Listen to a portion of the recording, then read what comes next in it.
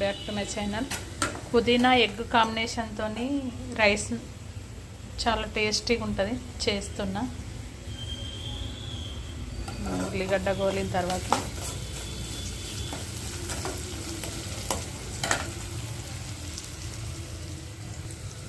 పసుపు వేస్తున్నా.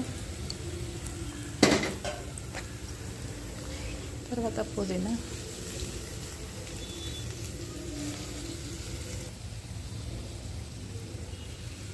కారం వేస్తున్నా.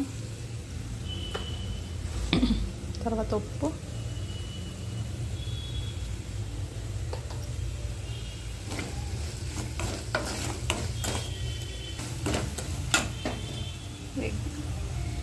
ఎగ్ వేస్తున్నా.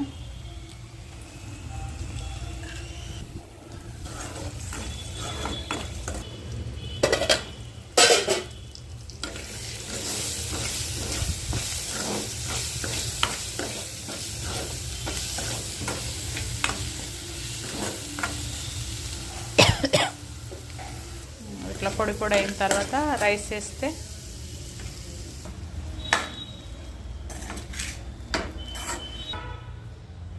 అన్నం వేసుకొని అయిపోయిన తర్వాత ఇట్లా కలుపుకుంటే పుదీనా ఎగ్ రైస్ రెడీ. చాలా టేస్టీగా ఉంటుంది, కొత్తగా ఉంటుంది.